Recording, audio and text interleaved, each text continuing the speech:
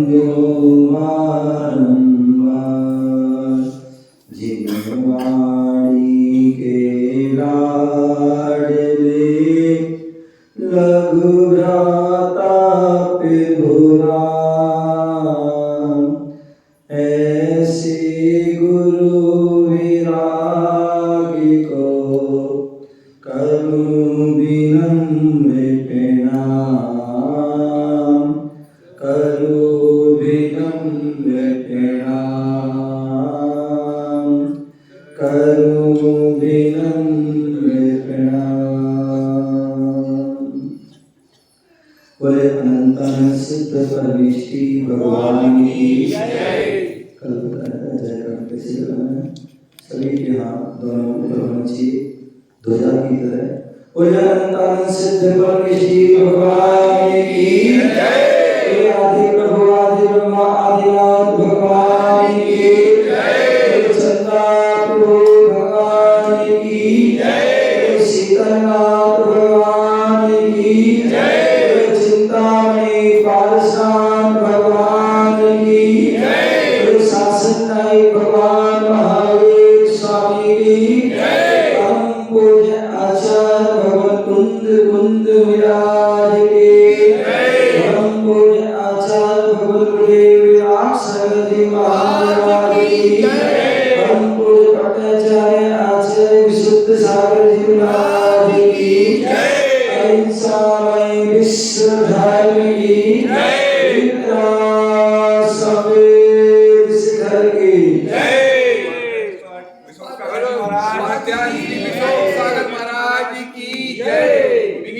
सागर महाराज की जय। आज हम सभी पुनः विदिशा नगर किले के अंदर शीतला जिनारे के अंदर बैठे हुए हैं। आज का पावन दिन फाल्गुन शुक्ल सप्तमी वर्तमान चौबीसी के अष्टम तीर्थंकर जिन्होंने आज के दिन आठों कर्मों को नष्ट करके अष्टम भूमि ईसत प्राप्त भूमि जहां पर सिद्ध शिला है, ऐसे उस सिद्ध शिला को प्राप्त किया था, सिद्धत्व पद को प्राप्त किया था। आठ को जो है खोया और आठ को पाया, आठ को खोया और आठ को पाया। अनादि काल से यह जीव जो अष्ट कर्मों से की जंजीर में, कर्मों की जंजीर में जकड़ा हुआ है, और यही कारण है कि वह संसार में भटक रहा है। और जैसी उन कर्मों की जंजीरों को जो है खोल देता है, खोल खुल जाती हैं, तो वह जो है मुक्त हो जाता है, मुक्त अवस्था को प्राप्त कर लेता है। ऐसे ही आज के दिन चंद्रपुर भगवान ने शाश्वत भूमि, ध्यान रखिए, दो शाश्वत भूमि है। एक शाश्वत भूमि जन्मभूमि, और शाश्वत जन्मभूमि क्या है? अयोध्या। शाश्वत जन्मभूमि क्या है? अयोध्या।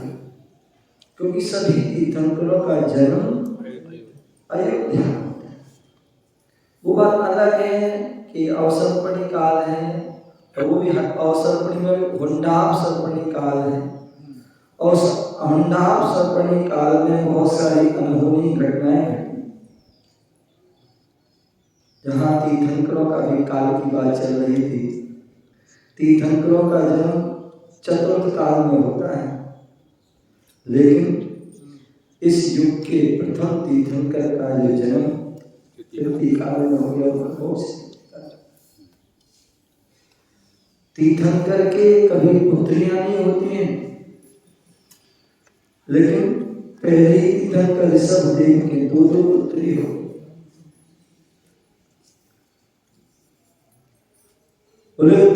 हर काल में जो है 63 सलाका पुरुष होते हैं,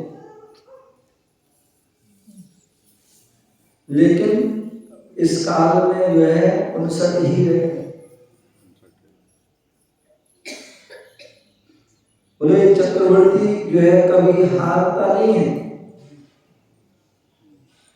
चक्रवर्ती कभी हारते नहीं, लेकिन पहला ही चक्रवर्ती एक बार नहीं 3 बार अपने ही भाई से हारा।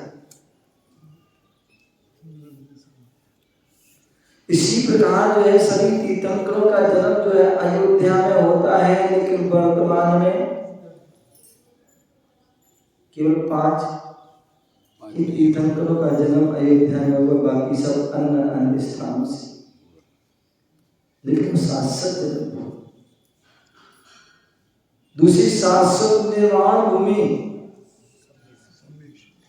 जितने भी जो है तीर्थंकर आदि का निर्माण होता है, उन सभी का जो है संभेद शिखर से मोक्ष है। लेकिन वर्तमान 24 में 20 तीर्थंकरों का ही मोक्ष है। 4 तीर्थंकरों का अलग अलग, पहले ही तीर्थंकर का अलग हो कैलाश पर्वत, और अंतिम तीर्थंकर का भी पाव अलग, बाद में तीर्थंकर का भी चंपा अलग, और नेमिना 22वें तीर्थंकर का भी अलग। किसके कारण?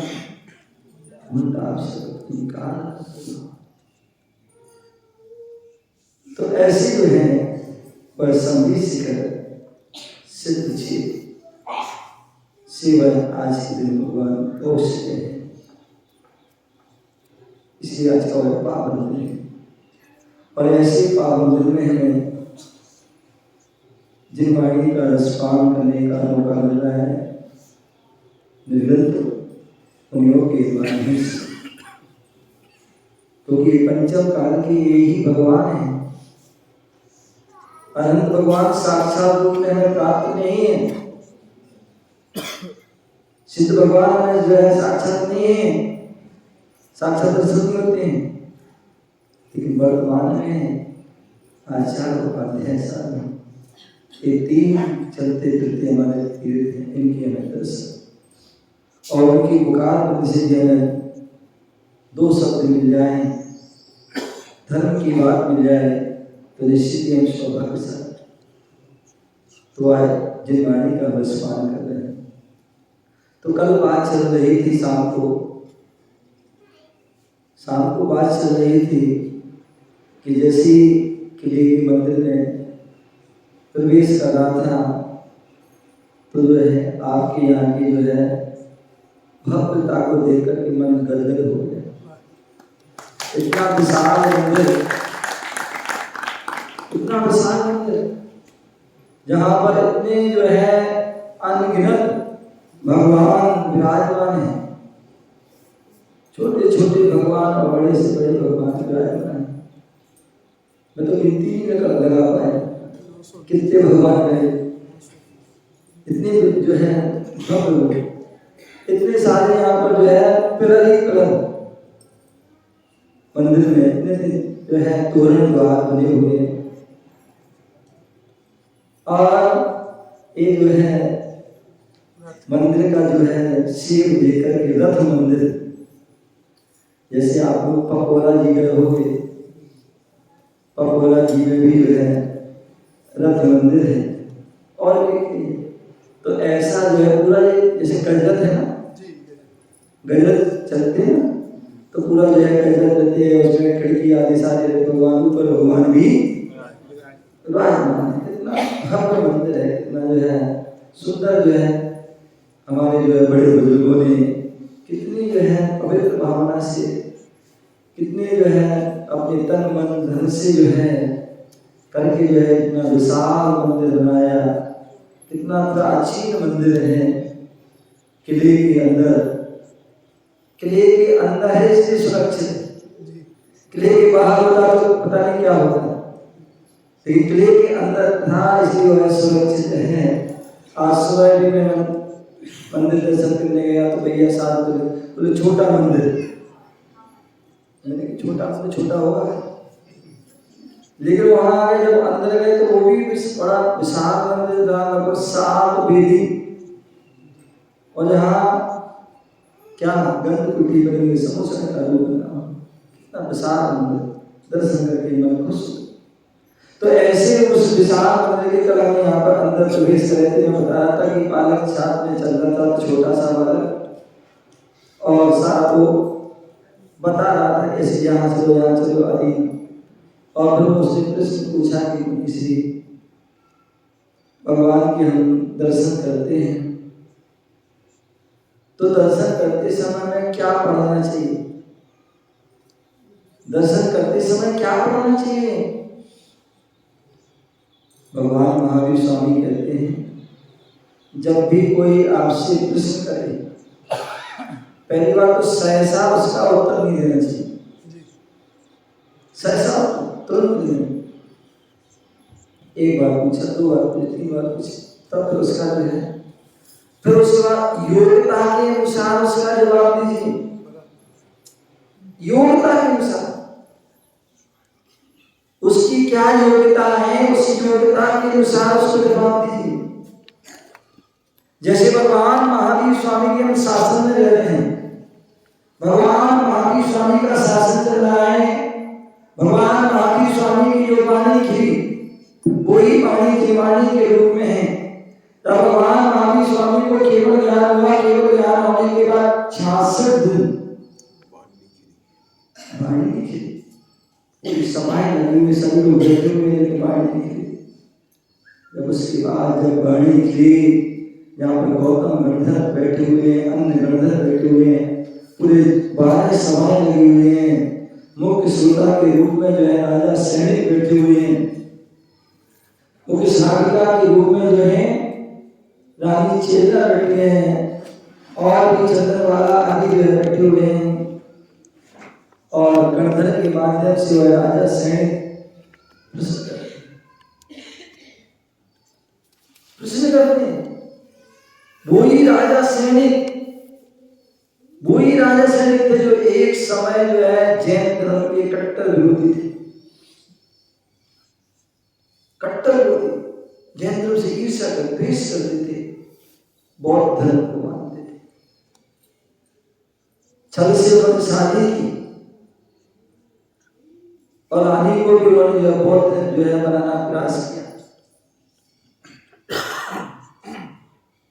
मुनियों पर उपसर्ग भी किया, और जब मुनि पर उपसर्ग किया तो कर्म किसी को छोड़ते नहीं, चाहे वो सामान्य हो चाहे वो तीर्थंकर।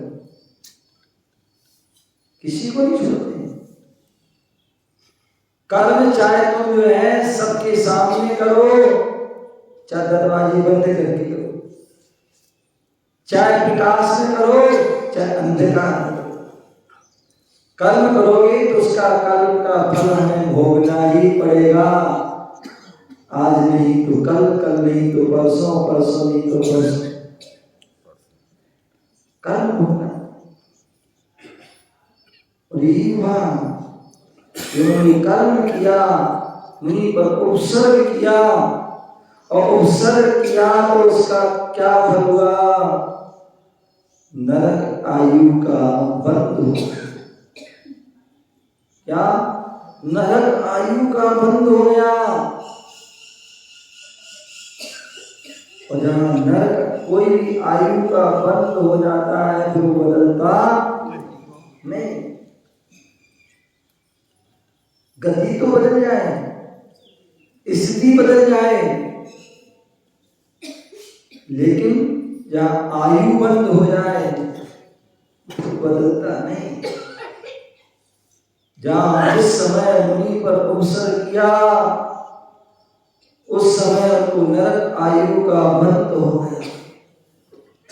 तीव्र उनकी कसाय थी, तीव्र कसाय थी। और इसी का मुनि पर जो उपसर्ग कर दिया तो साथ में नरक का बंध, साथ में। अभी सुबह स्वाध्याय चल रहा था, समाधि साधन, तो बता रहे थे, देखा जाए तो हम सभी पुण्यात्मा जीव हैं।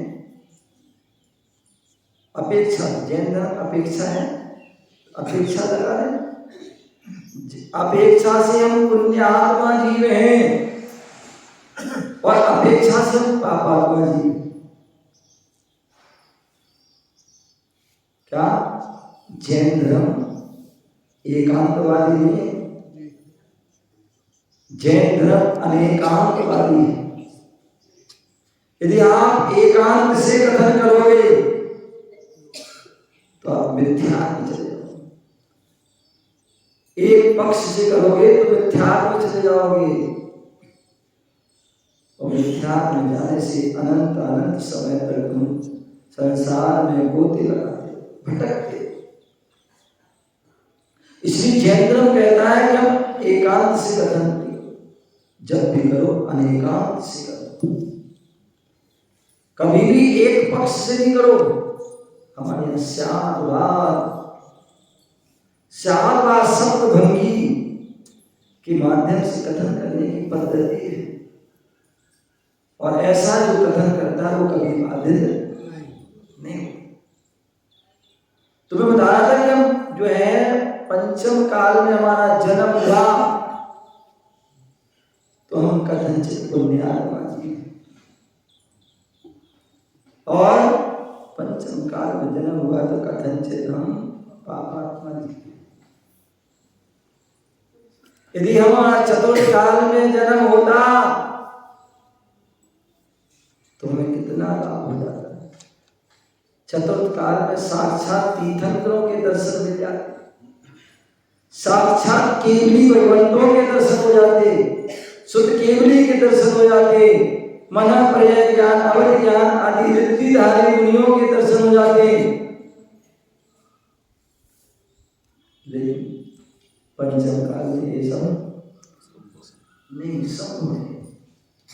इसलिए क्या है, हम मोक्ष जा सकते थे पंचम चतुर्थ काल में, कल अगर मुनि बनकर के साथ में मोक्ष, लेकिन हमारा पंचम काल। लेकिन कहते हैं चतुर्थ काल में जन्म लेने वाले भी जीव सभी मोक्ष नहीं जाते हैं। बोले कम्मे सूरा धम्मे सूरा। यदि आपने बुरे कर्म कर लिए तो साथ में नरक चले जाओगे, और यदि आपने अच्छे कर्म कर लिए, कर्मों को काट लिया, तपस्या कर ली, तो मोक्ष भी चले जाओ।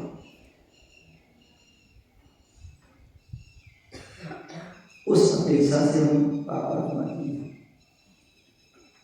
आपकी पूरे में से पंचम काल में जन्म लेना पड़ा, जहाँ दुखमा काल आदि है, लेकिन दूसरी अपेक्षा से हम पुण्यात्मा हैं। किस अपेक्षा से? बोले पंचम काल में जन्म हुआ है, हम कितने भी आप पाप कर लेना, पहली बात तो कर ही नहीं पाओगे, तो कर भी लोगे तो आप साथ में नरक नहीं जा सकते, क्योंकि उसके लिए उत्तम शयनन चाहिए। यदि मोक्ष चाहिए तो उत्तम शयनन, बच्चे भी सब नाराज शयनन आदि होना चाहिए, और साथ में नरक जाना तो भी। अब उत्तम शयनन है नहीं, उत्तम शयनन है नहीं, तो इसलिए जो है हम पंचम काल में जो है ये मोक्ष नहीं जा सकते हैं, उससे भी हम वंचित हैं, तो साथ में नरक में नहीं जा सकते, साथ में नरक नहीं जा सकते। और पंचम काल में भी यदि हमें अनंत सिद्ध के दर्शन नहीं हो रहे, तो कम से कम आचार्य कार्य साधु तीन परमेश्वरी के दर्शन, ऐसे भव्य ऐसे मनोहारी जो है मंदिरों के हमें दर्शन हो रहे। अभी मैंने मंगलाचरण किया, जिनके दर्शन से करें जन्म जन्म के पाप।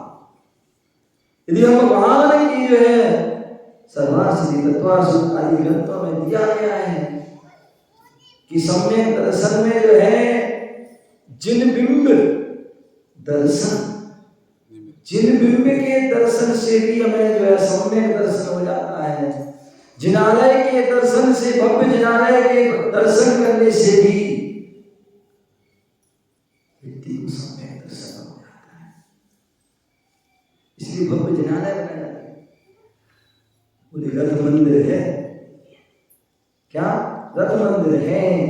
बोले रथ यात्रा होती है। रथ यात्रा क्यों होती है? रथ यात्रा इसलिए होती है कि जो जीव मंदिर नहीं आ पा रहे हैं, जब जैन हो, जैनेतर हो, जो मंदिर नहीं आ पा रहे, रथ यात्रा निकलती है, जो पालकी यात्रा निकलती है, रथ यात्रा, विमान यात्रा निकलती है, गजत यात्रा निकलती है, तो उसमें जो क्या हो, जो भी जिन बिंब के दर्शन करे उस यात्रा तो सम्यक दर्शन होता है। इसलिए बोलो ये जिनालय क्यों बनाए जाते हैं? क्यों बनाए जाते हैं? वो आज के जिनालय नहीं है, ये जिनालय बनाने की जो परंपरा तो है भरत चक्रवर्ती आदि से। क्योंकि भरत चक्रवर्ती ने भी कैलाश पर्वत पर स्वर्णमय जो है 72 जो है जिनालय बना, उस रत्न में उनकी प्रतिमा लगाई। कहाँ? भरत चक्रवर्ती। तब से वो जिनालय परंपरा है। और जिनालय क्यों? क्योंकि पंचम काल में तीर्थंकर होते नहीं है, समोसन लगता नहीं है, तो कैसे समोसन के दर्शन करें? तो ये जिनालय भी समोसन का छोटी मंदिर लेते हैं, वहां पर चारों तरफ से बना हुआ है दर्शन। तो जिनालय जो है क्या होता है? समोसन का रूप होता है, अथवा कंदकुटी का रूप होता है। तो जैसे समोसन में भगवान के दर्शन करते हैं, सम्यक दर्शन हो जाता है। किसी को जो है अणुवृत्त धारण करते हैं, कोई महावृत्त धारण करते हैं, कोई महावृत्त धारण करके जो है केवल ज्ञान को प्राप्त कर, कर्मों को छह कर मोक्ष प्राप्त। ऐसी तुम्हें बता रहा, तो बालक साथ में विहार साथ में चल रहा था, दर्शन करा बता रहा था, और बताते जाते पूछ लिया उसने कि दुनिया में दर्शन करने समय क्या करना चाहिए। तो मैं बता रहा था कि जो है वो बालक था। अब उस बालक ने एक बात पर पूछा। अब वो बालक था तो बालक के हिसाब से उसको जवाब देना चाहिए। यदि मैं कहता दर्शन पाठ पढ़ो भैया, पढ़ो, स्तुति पढ़ो, ये पढ़ो, उसको याद नहीं, छूटे, अब छोटा बड़ा भी नहीं आता होगा तो फिर कैसे पढ़ेगा? लेकिन हमारी माता है, दादी और माँ, उनकी माँ आदि क्या करती है, जैसे बच्चा छोटा होता है 6 महीने साल भर का होने लगता है तो उसको, अथवा जन्म के 40 दिन बाद ही उसको क्या कहते हैं, नमोकार मंत्र सुनाते रहते। और जैसे वो बोलना प्रारंभ करते उसको सबसे पहले क्या कहते भैया, बोलो भैया नमो यंताणम, उससे बुलाना था। तो वो नमोकार मंत्र व्यक्ति बालक बालिकाओं को आ जाता। तो मैंने उससे ही कहा भैया नमोकार मंत्र ही पढ़ लिया करे, हैं नमोकार मंत्र पढ़ लिया करे, उससे ही तुम्हारा जो है दर्शन हो जाए। अब जो है मुझे दर्शन से मुझे क्या लाभ भी तो होना चाहिए। बोले अब ऐसे क्या बोले कि जिससे मैं और कुछ लाभ हो जाए। तो मैंने कल भी कहा था कि वैसे तो भगवान के सामने में कुछ मांगना नहीं चाहिए, मांगना नहीं चाहिए। बिन मांगे मोती मिले, मांगे मिले न भीख, और मांगन से मरना बड़ा, यही सतगुरु की। बोले कभी मांगना नहीं चाहिए, बिन मांगे सब कुछ मिल जाता है। लेकिन फिर भी अब हमें आदत है मांगने की। क्या है? आदत है मांगने की, मांगते हैं। कोई बात नहीं, मांगना ये है तो मांग लो, लेकिन आपको मांगना भी नहीं आता है। क्या? मांगने नहीं आता है। आप तो मांगने जाते हैं डेली कुछ ना कुछ छोटी छोटी चीज मांग लेते हैं। क्या करते हैं? छोटी मोटी चीज मांग लेते हैं। भगवान हमारी कमर दर्द सही हो जाए, कहीं घुटने दर्द हो जाए, सिर दर्द हो जाए, पेट दर्द हो जाए, हम अच्छे नंबर से पास हो जाए, अच्छे कॉलेज में एडमिशन मिल जाए, हमारी शादी हो जाए, हमारे बच्चे हो जाए, हमारा व्यापार चले, अरे मांगना नहीं आता।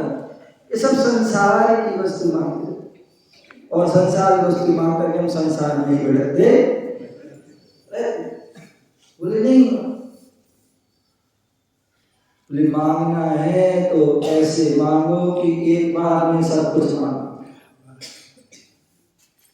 आचार्य कुंद गोस्वामी जिन्होंने इतने अध्यात्म ग्रंथ लिखे, समय सा, नियम सा, प्रवचन सा,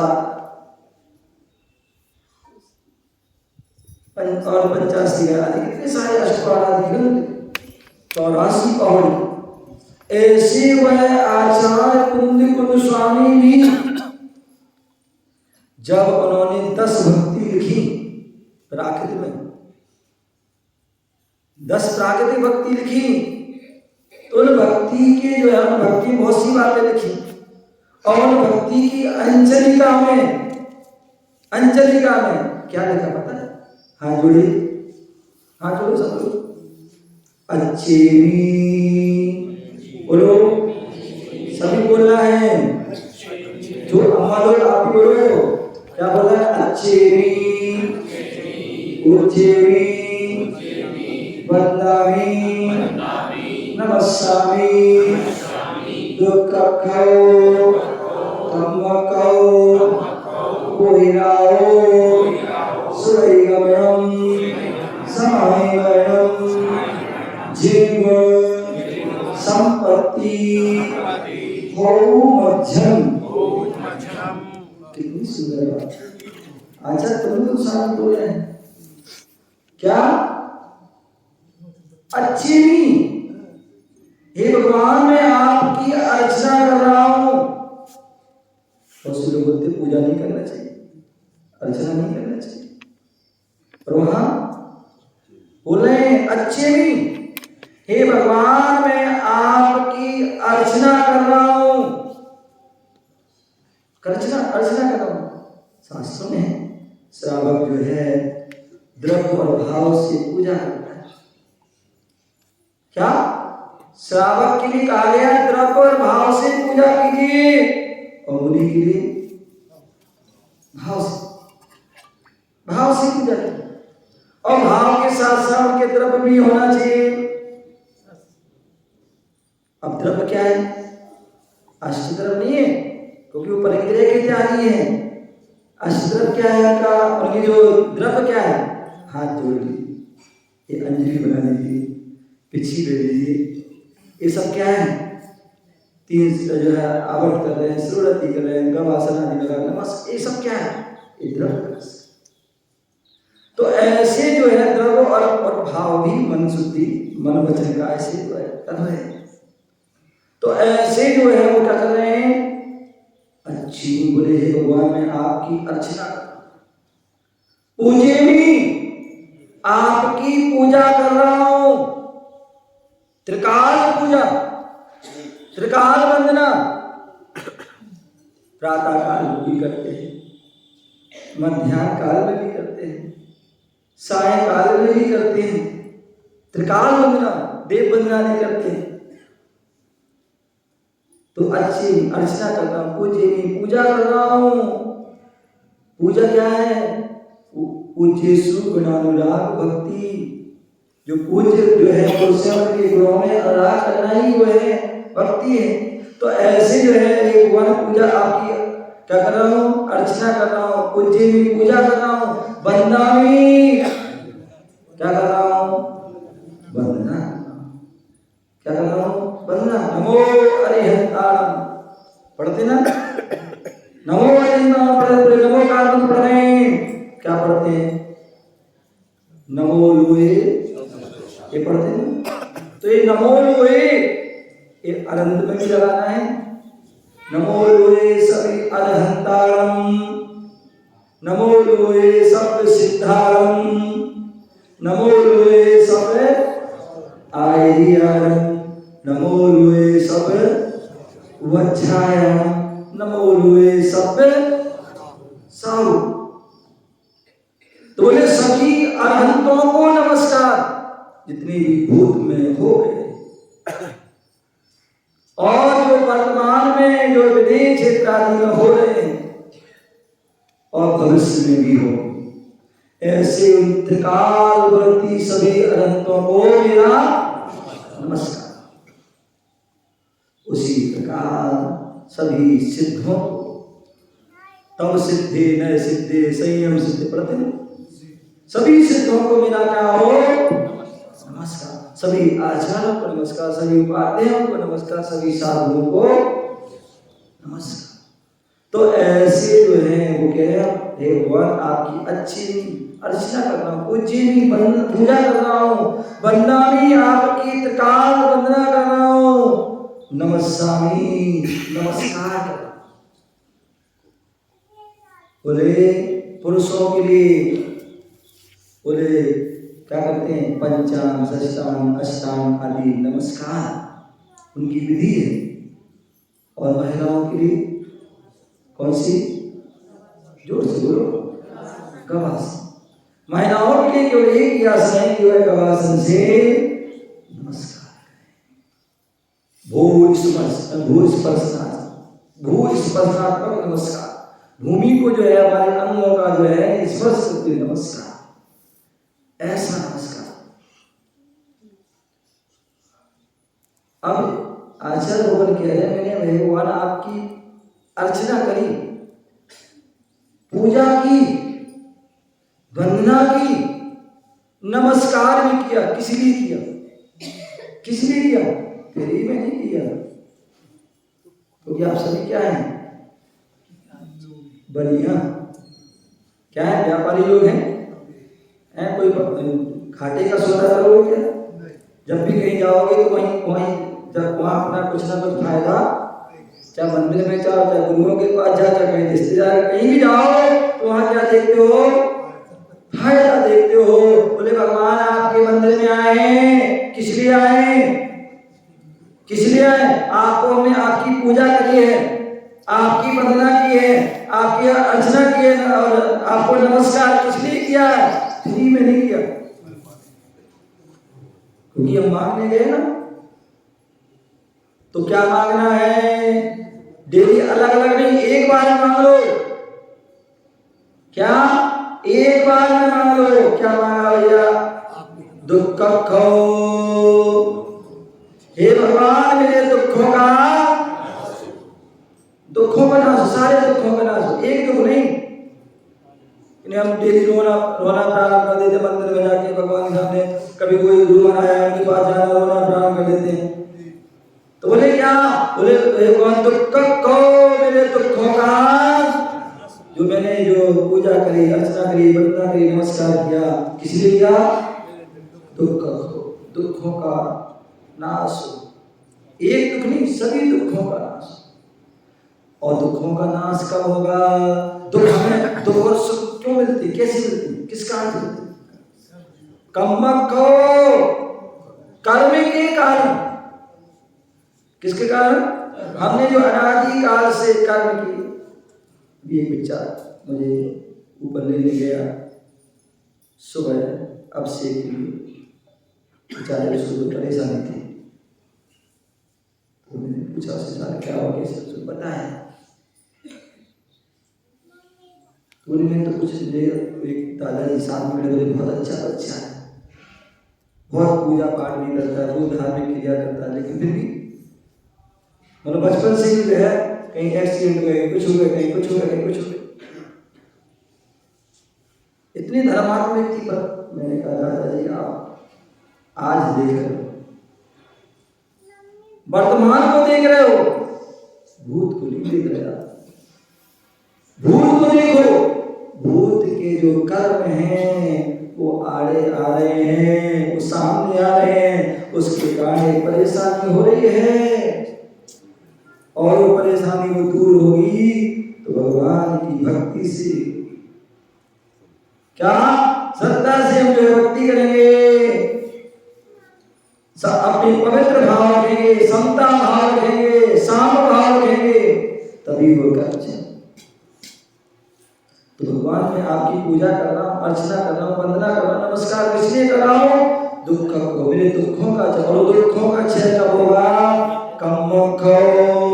जब मेरे कर्म क्षय होंगे। और कर्म क्षय भी जो है उसकी प्रक्रिया है,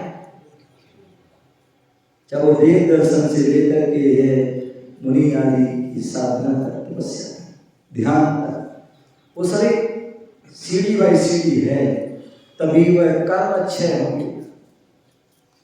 क्या कर्म क्षय होंगे? तो वो कैसे होंगे? पूरी पद्धति के माध्यम। तो दुख को, कर्म को, कर्म क्षय हो, भगवान मेरे कर्मों का क्षय हो, एक कर्म नहीं समस्त कर्मों का क्षय हो। जैसे आज चंदा भगवान ने कर्मों का क्षय किया, क्या किया? कर्मों का क्षय कर दिया। तो अब जो है हमको ना सांसारिक सुख मिलेंगे और ना ही सांसारिक संबंधी जो है दुख मिलेंगे। सुख दुख से जो है अब जो है क्या हो गए? परे हो गए, क्योंकि कर्मों से भी परे हो गए। वो कर्म के कारण वेदनी कर्म, असाता साता, इनके कारण दुख मिल रहे थे, अब वो वेदनी कर्म ही नहीं रहा, तो वो दुख और सुख ये जो है इन सबसे परे हो गए। तो दुख को, कर्म को, अब दुखों का और क्षय कैसे होगा? तो कर्म क्षय से होगा। और कर्मों का क्षय कैसे होगा? कर्मों का क्षय कैसे होगा? वो ही लाभ हो, बोधि की जब प्राप्त होगी तभी लाभ होगा। और वो ही लाभ क्या? बोधि क्या है? बोधि क्या है? बोले रत्नात्रय जो है बोधि है। सम्यक दर्शन, सम्यक ज्ञान, सम्यक चार, इन तीनों की प्राप्ति, रत्नात्रय की प्राप्ति ही बोधि है। ये बोधि की प्राप्ति हो, जिसको बोधि की प्राप्ति हो जाएगी तो निश्चित ही उसके कर्मों का भी क्षय होगा। आज तक जितनी भी जो है जीव के लिए मुक्ति की प्राप्ति हुई है, कर्मों का क्षय हुआ है, तो उन सबको जो है किससे हुआ है? बोधि के लाभ। रत्नात्रय को धारण किया, इस दिगंबरत मुद्रा को धारण किया, मुनि पद को धारण किया। बिना मुनि पद के जो है मुक्ति होने वाली नहीं, कर्मों का क्षय होने वाला नहीं, दुखों का क्षय होने वाला नहीं। कोई ना हो बोधि की प्राप्ति, और बोधि की प्राप्ति हो गई तो सुगई गमनम, सुगई गमनम, सुगति में गमन हो। क्या? सुगति, सुगई गमनम।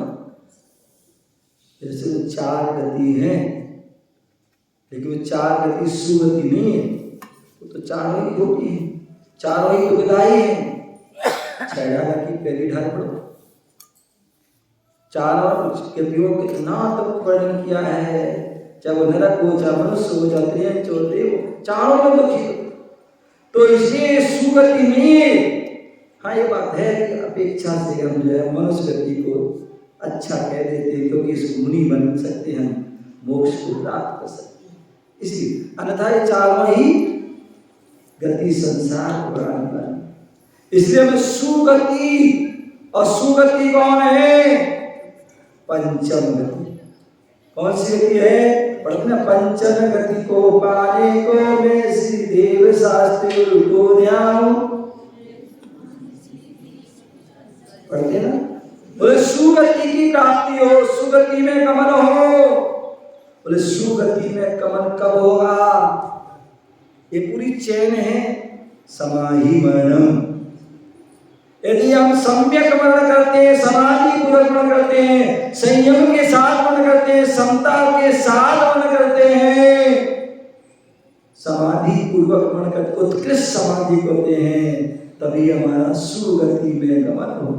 जो उत्तम समाधि करते हैं वो उसी भाव से मोक्ष चले जाते हैं, अथवा 2-3 भाव में, 7-8 भाव में, अथवा 32 भाव में वो नियम से क्या होते हैं? मोक्ष जाते हैं जो समाधि। तो ऐसी समाधि मरणम, समाधि पूर्वक मरणो तभी सुगति होगी, तभी कर्मों का क्षय हो, तभी दुखों का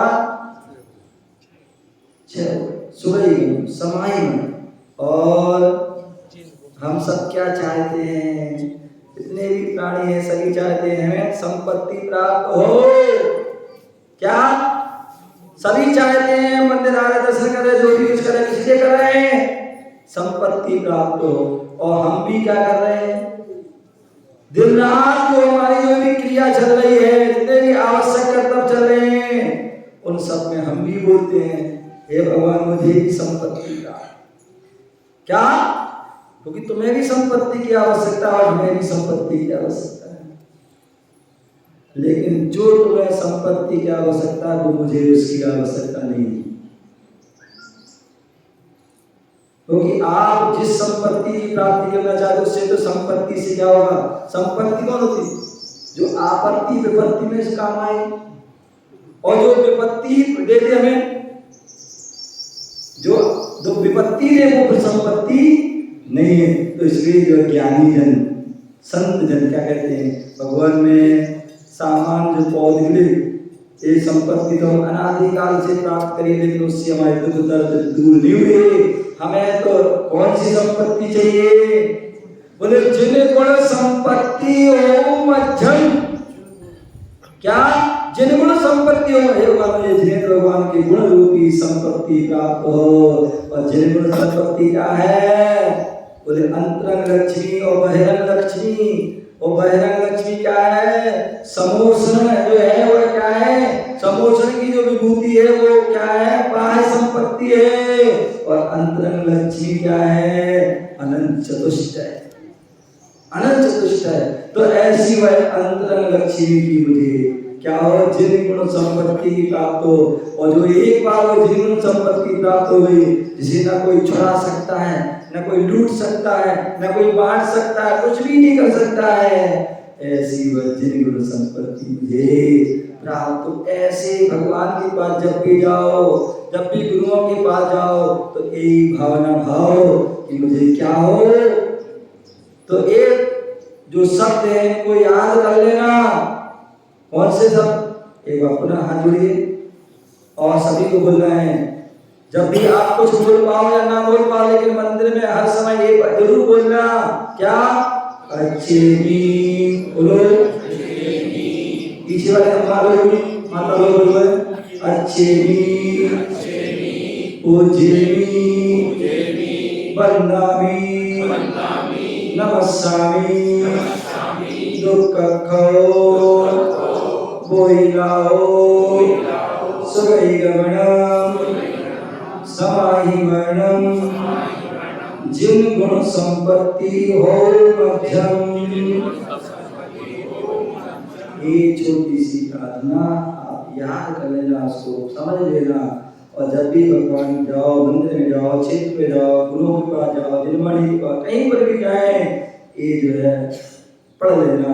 पर इसकी कामना करना और कोई वस्तु की कामना नहीं करना, आपका कल्याण हो जाएगा, आपका हित हो जाएगा, आपको वह श्रेष्ठ फल मिल जाएगा, आपकी आत्मा भी श्रेष्ठ बन जाएगी और आपकी आत्मा भी परमात्मा बन जाएगी।